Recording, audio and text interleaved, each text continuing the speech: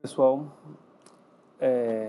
nessa nossa quarta aula, nós vamos ver os componentes do sistema de teleproteção, tá certo? Então, vamos a princípio imaginar um painel de teleproteção, tá certo? Por esse quadrado aqui, tá bom? Então, quais são as placas típicas que compõem um modo de teleproteção? O que eu vou falar aqui, você vai ver que na prática não é só isso, tá? Cada equipamento coloca uma função a mais, um cartão a mais para fazer, né, qualquer vender o seu produto como uma coisa diferente, né? Vai ter um canal de serviço, vai ter, enfim, vai ter outras funcionalidades para poder deixar um diferencial para o seu produto, tá bom? Mas uma coisa que você vai ver em todo o modo de teleproteção é que ele vai ter uma interface de comandos, tá certo? Geralmente contato seco, mas também pode ser ótico, tá certo? Que vai ter os seus inputs e outputs conectados com as entradas e saídas binárias do relé de proteção, do IED, tá bom? Como você pode ver aí nessa imagem para facilitar a ilustração, tá bom? Além disso, você vai ter uma placa controladora, que vai, de fato, controlar todo o equipamento. Você pode ter uma ou duas placas de alimentação, no caso da chassis, todos os modos que estão sendo adquiridos recentemente tem duas fontes de alimentação. Os mais antigos podem ter somente uma, mas fora do padrão que hoje em dia a gente exige para os fornecedores, tá bom? E tem a interface de linha, que é justamente a placa que vai fazer começar este modem com um outro modem através de um meio de comunicação, que pode ser digital, pode ser o plat, e a gente vai ver um pouco mais tarde sobre isso aí, tá bom?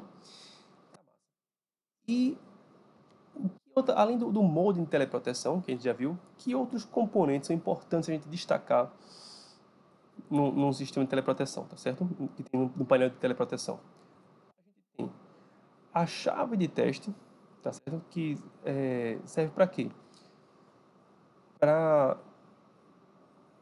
seccionar o circuito entre o equipamento de teleproteção e o equipamento de proteção. Quando ele está na posição teste, a gente está cortando a comunicação de comando, tanto que chega no modem a partir da proteção, quanto que sai do modem para a proteção, tá certo? Existem exceções. No Pati, o pessoal, eu acho que foi de Salvador, salvo engano, falou que num determinado enlace deles, a chave de teste não secciona os comandos de transmissão, apenas de recepção, tá? É uma peculiaridade daquela linha, não é uma regra geral, mas é bom ter isso em mente, tá? Outra coisa que também é importante destacar é que essa chave de teste de operação ela serve para essa comunicação clássica, né, entre a proteção e o modo de teleproteção, que é via cabo metálico, tá? Quando é cabo óptico, essa chave não faz muito sentido porque não vai seccionar de fato o circuito óptico, tá bom? Além disso, tem as botoeiras ou chaves de transmissão de comando, tá? Quando eu coloco o equipamento na posição teste, via de regra, como eu já falei, existem exceções, mas o normal é o que? Ele seccionar a comunicação de transmissão e de recepção entre o modo de teleproteção e a proteção, tá certo? E ele, na transmissão de comandos, eu conecto agora essas chaves, pode ser também botões, tá certo? Qual é o objetivo dele? A gente simular o envio de comando para a estação remota e aí verificar se o sistema de supervisão está identificando aqueles comandos, se os contadores do equipamento estão contando devidamente esse comando, tá certo? Se o equipamento está funcionando a contento, tá certo? E do mesmo jeito que assim que a gente tem a chave ou botão para enviar o comando, a gente tem também lâmpadas para identificar a recepção desse comando. Tá certo? Então, é uma maneira fácil de testar o envio e recepção de comandos é justamente essa. A gente gira a chave de um lado, a gente coloca em teste, obviamente, primeiro, tanto no terminal quanto no outro. aperta o botão ou gira a chave de comando e no outro a gente observa a luz acendendo relativo àquele comando, tá bom? O outro ponto são esses contadores, tá certo? Esses contadores foram de extrema importância num passado, não sei se seria distante não, mas no passado. Porque quando a gente não tinha uma supervisão remota dos equipamentos, era o que subsidiava o nosso estudo. Quando dizia o seguinte, olha, falava o seguinte, olha, a gente recebeu aqui um comando na cadeia, na estação A, mas B não enviou. O que a gente fazia? A gente olhava o contador de comandos para saber se realmente houve transmissão de comandos, se realmente houve recepção de comandos, e usava isso para subsidiar a nossa análise, para saber se havia algum problema de equipamento ou não, tá bom? Hoje em dia, a função desse contador já não é mais tão importante, tá certo? Mas a gente vai falar um pouco mais quando falar da telesupervisão, tá bom? Mas de todo jeito é um componente do painel de teleproteção, muito comum, não são todos que têm, mas é muito comum e aí vale destacar, tá bom? Então vamos lá, como é que funciona então essa chave de teste de operação na maior parte dos casos, tá certo?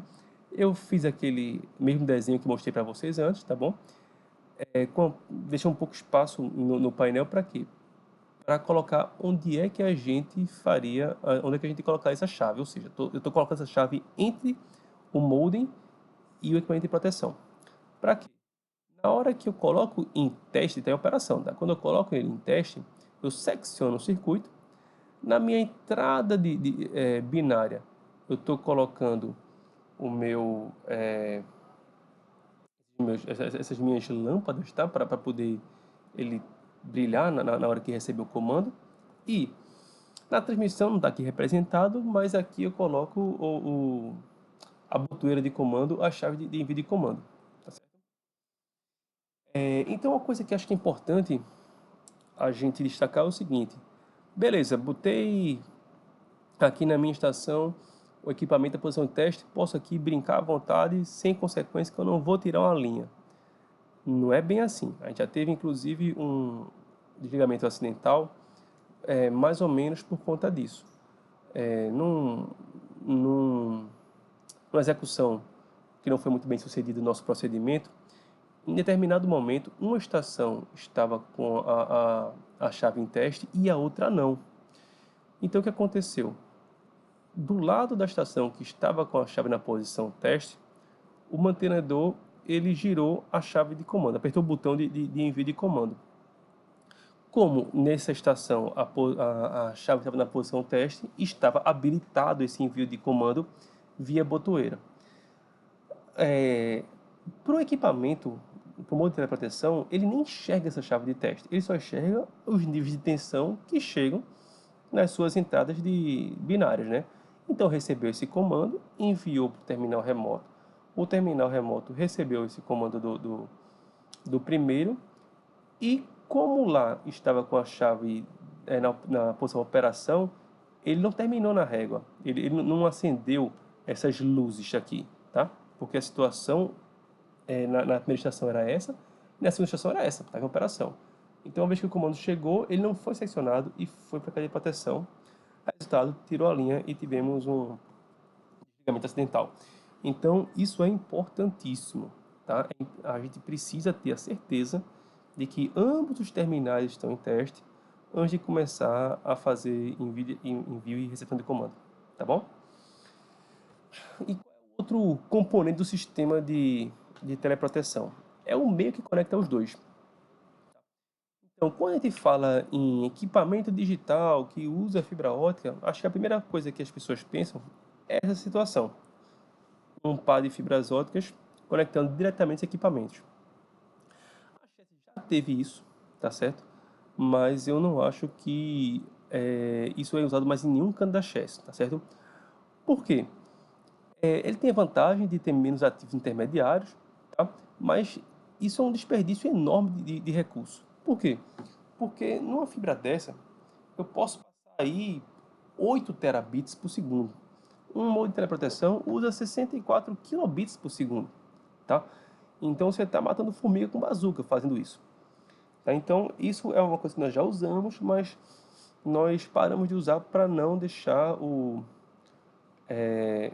para não subutilizar o nosso meio de transmissão, né? A nossa fibra ótica, tá? Uma outra opção é o cabo metálico, tá? Isso não tem canto nenhum da Chess que eu tenha conhecimento. Acho que isso aí a gente não teria como conseguir uma aplicação dessa, porque é uma solução muito barata, sem dúvida, mas para as longas distâncias das linhas de transmissão da Chess, isso seria inviável, até porque existe um ambiente muito ruidoso ligando esses modos, então isso aí torna completamente inviável esse tipo de comunicação, tá? Então, qual é o caso mais comum da Chess? Que os modos de teleproteção conversam com o multiplexador e esses multiplexadores, sim, conversam um com o outro via fibra ótica. Qual a diferença? Que aqui, esses MUX não vai pegar somente o sinal de 64K que vem desse modo de teleproteção.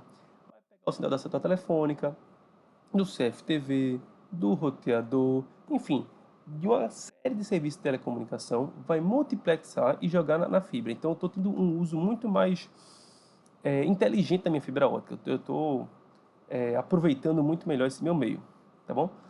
Uma outra opção também é a gente ter um MUX bem parecido, só que em vez de usar fibra ótica, eu estou usando um link de rádio. Esse equipamento essa situação tem suas vantagens, tá certo? Porque um MUX com rádio é uma solução mais barata, mas ela também é sujeita a problemas cuja solução independe da chassi. Por exemplo, a gente teve um problema no enlace de rádio na área de Campina Grande, começou a taxar erro, depois obstruiu completamente o enlace, e a gente foi ver se o problema era de módulo, se era de alimentação, e viu que simplesmente surgiu um prédio entre as duas estações. E obstruiu o sinal, não tinha mais visada, era impossível essa comunicação. Como é que a gente vai resolver isso aí? Não dá para resolver isso aí, tá? Aí podia, sei lá, ter que conversar com o pessoal do prédio para botar um repetidor em cima, ou então criar um repetidor em algum outro canto, mas enfim, são soluções de muito longo prazo para você resolver uma coisa que você precisa de urgência, como é o caso de uma teleproteção. Então a gente usa muito pouco porque as variáveis não estão sob nosso controle na hora de um defeito, tá certo? E por último, o mais tradicional meio de transmissão de teleproteção que a gente conhece, que são os PLCs, os Powerline Carrier, tá? Que a gente chama só de Carrier ou de Oplat, tá bom? Mas isso aí será o assunto da nossa próxima aula, tá bom, pessoal? Obrigado pela atenção e até a próxima.